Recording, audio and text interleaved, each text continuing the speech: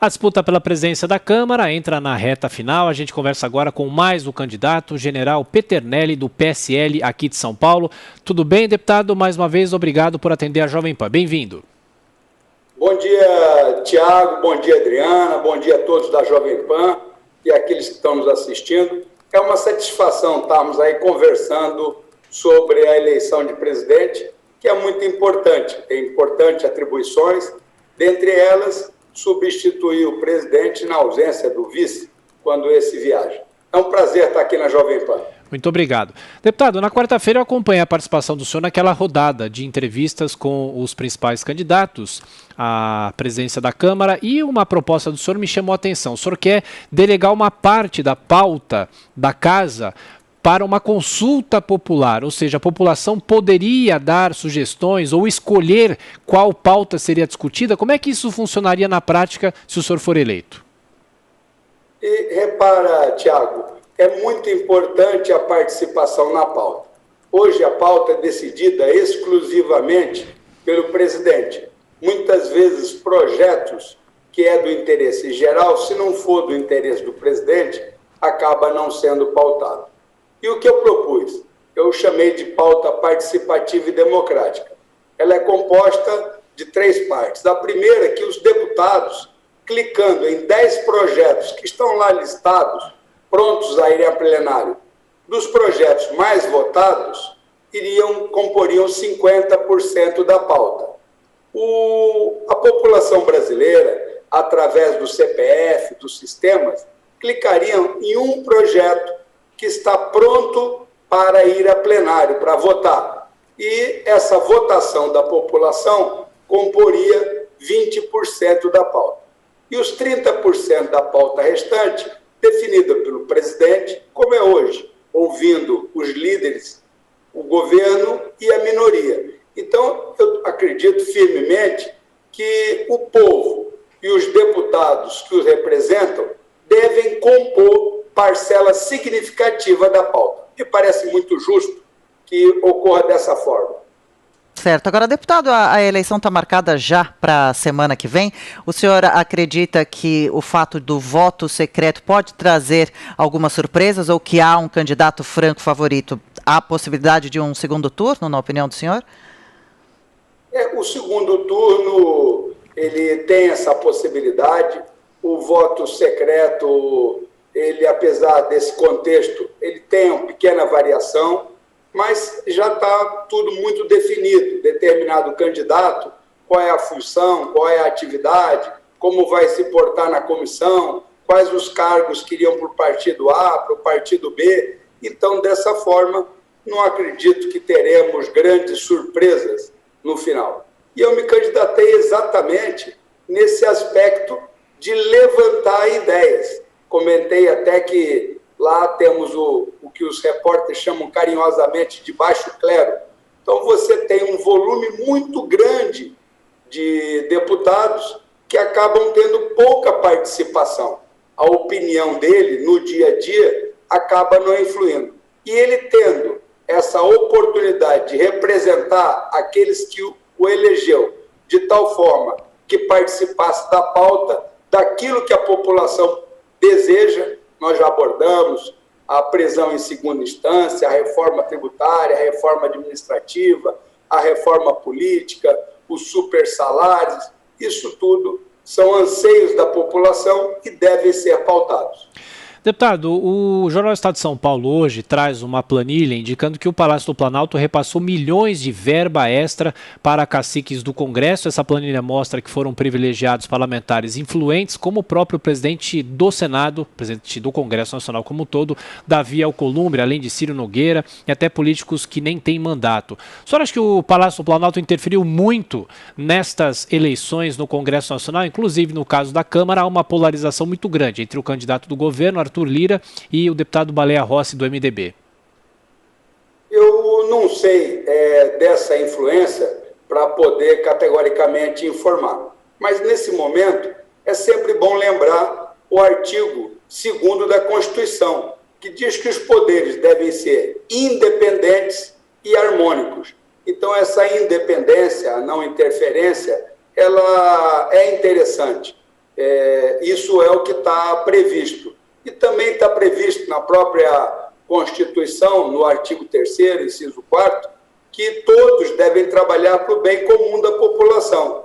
E essa minha pauta, ela também visa esse aspecto. Do artigo 1º, no parágrafo único, diz que todo poder emana do povo e em seu nome deve ser exercido. Então, por isso que eu coloquei a pauta participativa, que é fundamental para analisar os projetos importantes que o Brasil possui.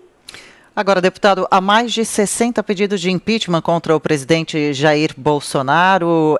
O senhor acredita que algum deles tenha fundamento, possa avançar, que isso dependeria do futuro presidente da Câmara, definido na semana que vem?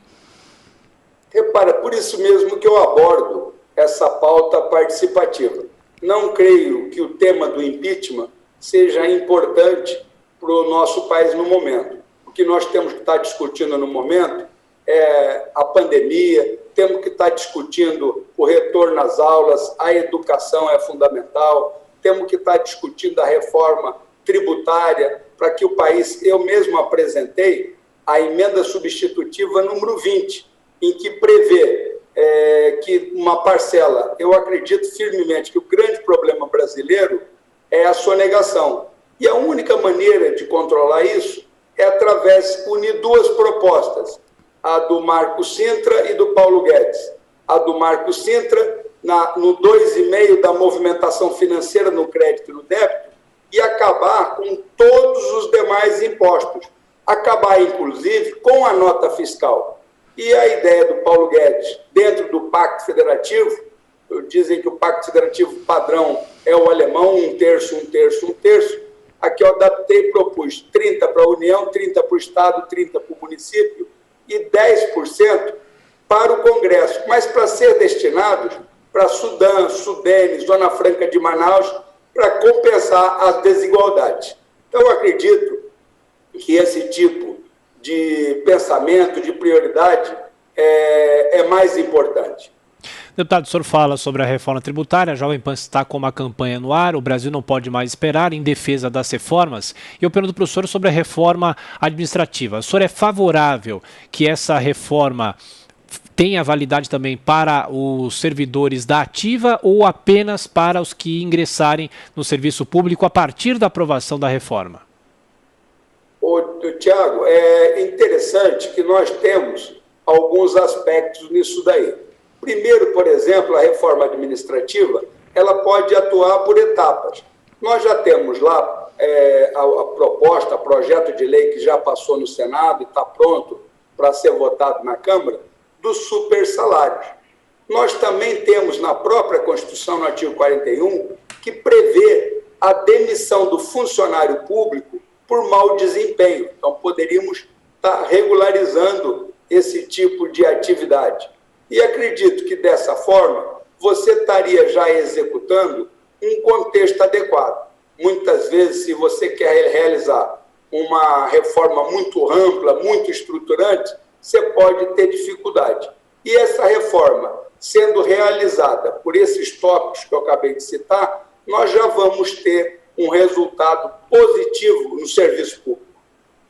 Deputado, sobre o auxílio emergencial, a polêmica do retorno ou não dessa ajuda aos mais pobres, mesmo que com valor diferente, o senhor acha que o Brasil poderia, teria como, deveria voltar com esse plano agora no começo do ano, em fevereiro já? O Brasil tem que ter um programa de distribuição de renda. Nós temos o Bolsa Família, temos o BPC, o próprio governo já aborda aumentar um pouco esse valor, e o auxílio emergencial é um dos fatores necessários nisso. Repara que nessa proposta de reforma tributária que eu apresentei, lá nós estamos propondo sobre a movimentação financeira 2,5%, uma distribuição, e eu proponho ali também que compras acima de R$1.000 só eletrônico e acabar com o dinheiro, para só deixar nota muito pequena. E por que eu estou comentando isso nessa sua pergunta? Porque nós poderíamos estar acompanhando pelo CPF a movimentação de cada brasileiro, de cada família brasileira. E eu acho fundamental nós termos um programa de renda mínima. Então, temos que estudar, sem ferir o teto de gastos, buscar soluções para o país. Deputado, para fechar, falando um pouco sobre segurança pública, aliás, o senhor é da área militar também, o pacote da segurança ficou esquecido no Congresso Nacional praticamente depois da saída de Sérgio Moro do governo. Então há discussão sobre a PEC da segunda instância, sobre outras medidas de mudanças em leis penais. Se o senhor for presidente da Câmara, como é que o senhor vai tratar o assunto de segurança pública?